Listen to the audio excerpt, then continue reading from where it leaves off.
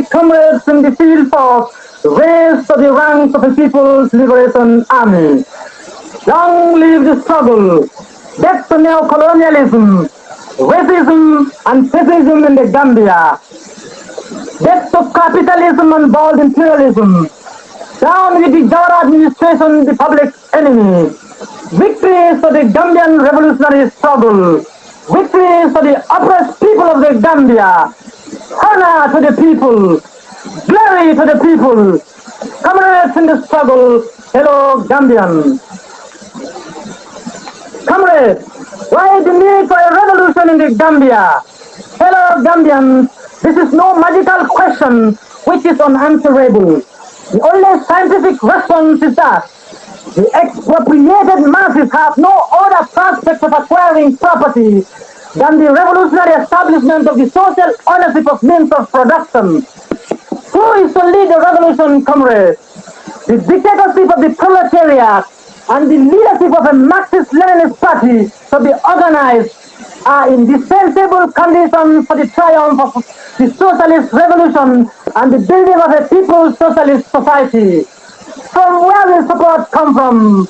The Supreme Council of the Revolution regards it as its duty to call on the people to rally, muster all internal forces, take vigorous action and drowning on the might of the world socialist system, forestall or firmly repel imperialist interference in the affairs of the people of any country recent in revolt, and thereby prevent imperialist export of counter-revolution. Fellow Gambians, this has been a very important year in Gambian history. Basically, every section of the country has expressed opposition and anger at the sellout neo-colonial policies followed by the government of Gambia's comprado bourgeoisie under DK Jawara, PPP, the tribal organization of the Jawara clique. Afraid of this great show of strength and unity by Gambians, this corrupt class of thieves has desperately tried to continue their neo-colonial policies and robbery by unleashing terror in many areas and sections of the country. This is also necessary to silence the growing opposition and frighten us Gambians, much like fascist Wasta in South Africa does, to frighten our brothers there. Despite all those attempts to silence Wasi Gambians in their struggle, the revolutionary struggle has slowly broken out by purging itself of its Shaitan fox, opportunistic and reactionary leadership. If ever there was a period of rejoicing, this is the moment. Every heart in union with the freedom and happiness of the people ought to beat high with exaltation. That the name of Gambia from this day ceases to give a currency to political iniquity and to legalize corruption. Comrades, a new era is now opening upon us. An era which promises much to the people. So public measures must now stand up on their own merit. And nefarious projects can no longer be supported by a name. When a retrospect is taken of the Jawara administration for 18 years, it is a subject of the greatest astonishment that a single individual should have so conquered the principles of peace, democracy, and justice in an enlightened people that emerged from the gulf of despotism and should have carried his duties designed against the public liberty so far as to have put in jeopardy its very existence. Such, however, are the facts, and these staring us in the face this day ought to be a jubilee in the Gambia. The great force that has just broken the shock of the periodic assault on freedom from within Gambian life has been the civil liberties tradition, the historical commitment of Gambians to the public protection of the freedom of the individual person. It should go deep into the history of Gambian thought and attitude. The Arab government has kept us in a perpetual state of fear, kept us in a continuous standard of patriotic fervor, with the cry of a great national emergency. Always there has been some terrible evil at home or some monstrous foreign power that was doubling us if we did not blindly rally behind it by furnishing the exorbitant funds demanded. Yet, in retrospect, these disasters seem never to have happened, seem never to have become quite real.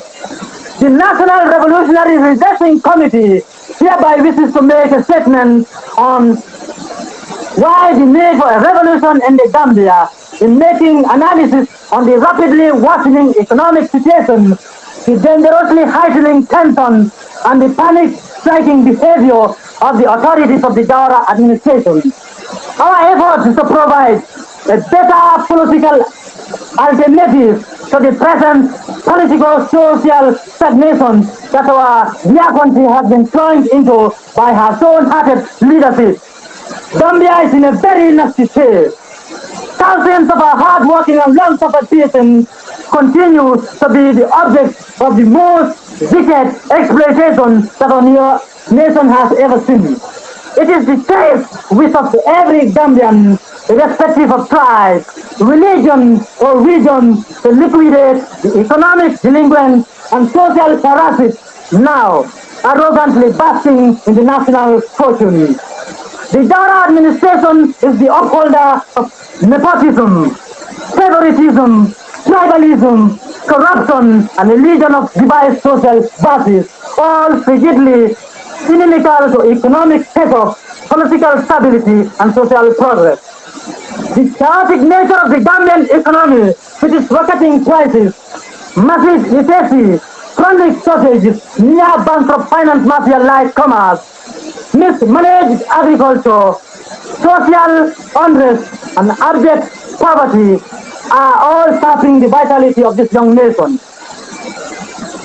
Corruption and squandering of public funds has become the only thought that the heartless and unpatriotic bureaucrats adhere to.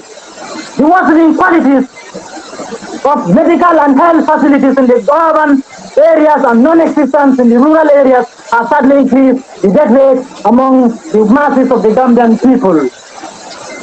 Unemployment remains one of the monsters unavoidably leading to an all-time peak in the crime rate. These and related social evils are the backlash of an inefficient PPP administration. It is our duty as partisans of the Gambia to work for the defeat of Daura and the imperialist bourgeoisie of our country. Comrades in the struggle, fellow natives of the Gambia, answer the clarion call of national emancipation. Join us and fight vigorously for the devastation of the iron bar of oligarchy and establish a society based on justice, equality, and fraternity. Comrades, freedom is won. It is not donated. Worthy Gambians abroad and at home, join us in the struggle to erase an imperialist program and policy, from war on poverty to a war against the poor.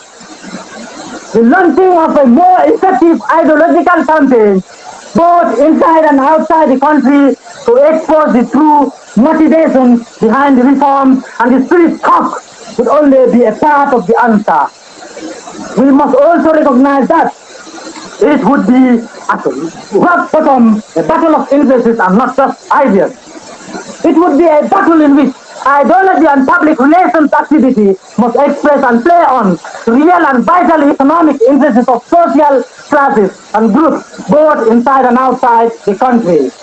It is such interests which often inhibit national pride and win progressive comrades to collaborate in the oppression of their brothers or to make no real effort to help end it.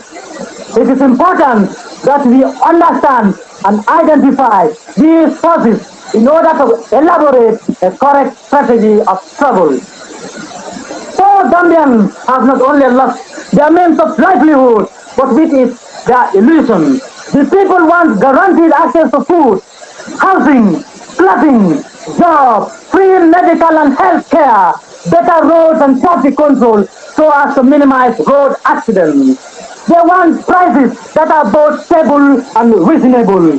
They demand the end of corruption and injustice in high offices, a method they simply use to turn the topsy-turvy. The people need to be freed from the cruel tongues of blood-sucking landlords.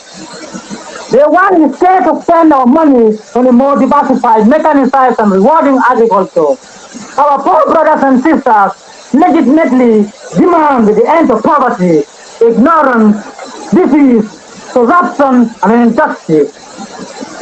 All anti-neo-colonial and imperialist forces in the Gambia and abroad must rally around the National Revolutionary Redressing Committee, known as the Supreme Council of the Revolution, to promote a revolutionary change in the Gambia. Concerning economy, our people need to control all deficit sectors of their economy, which would henceforth the national economy to be conceived and achieved by themselves for their own profit. The reason is that they are the extension of no foreign economy, since they would not be submitted to no particular dictatorship from any economic group, and that would be the fully independent and sovereign character which they will create for the satisfaction of their own needs.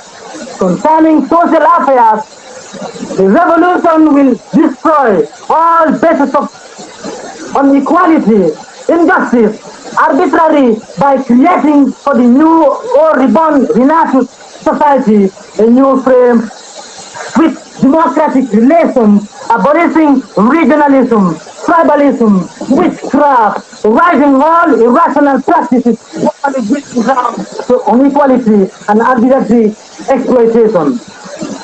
Concerning culture, a socialist cultural revolution will be carried out throughout the whole country.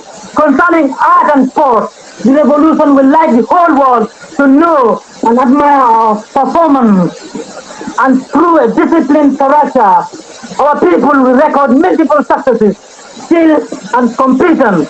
On the spiritual field, the revolution will give a national personality and a universal content to our people's religious actions by rising from them every foreign element, every false depreciation, and by giving an orientation to the religious conscience of our sons and daughters, guiding them towards their duty towards the people, humanity, teaching them what they ought to do to better demonstrate nature for the social well-being.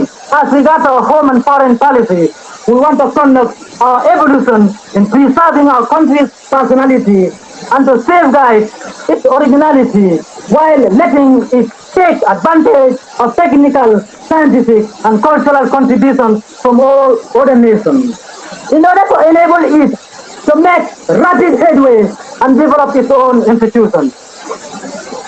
This means that the spirit inspiring our home and foreign policy should not possibly be imported. It would be something of our country's own. Gambia's foreign policy in particular will simply be the true prolongation of our home policy, which will be in the same manner defined by the will and interest of the people, not by the quality of our relations with their government. It may be that those governments in their various activities act in accordance with their own people's interests, or take that they betray those interests. But we, on our part, as revolutionaries, will uphold the interests of the people.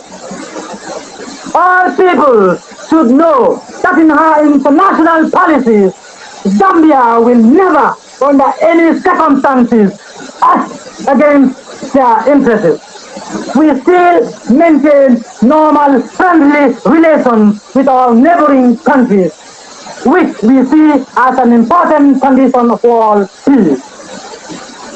We also pay a tribute to all freedom fighters in Africa and the world, to all peace-loving forces, to socialist and democratic states, and to peaceful and progressive nations, whom we will follow their examples in the edification of Africa.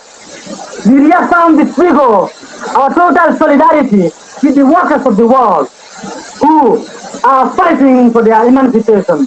With the fight of women in all continents for social justice against discrimination and inferiority, which women are still submitted to with the national freedom fights which are being waged by the brotherly peoples of Namibia, South Africa, and Palestine.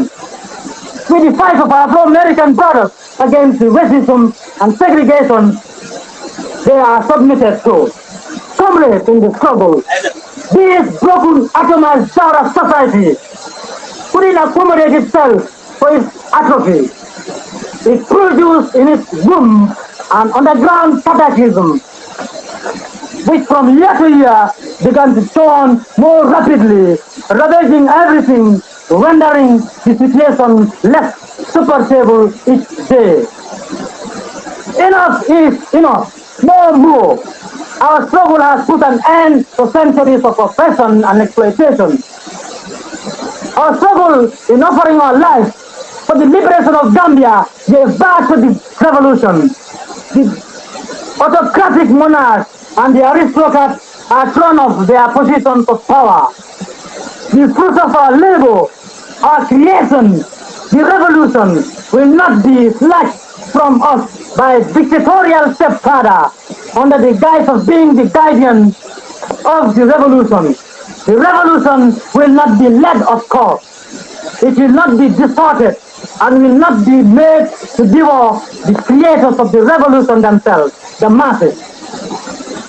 It is now time to reassert our rights, further the cause of the revolution, and take it by force. And in this historic struggle, the Supreme Council of the Revolution will speak for the masses as well as stand by them.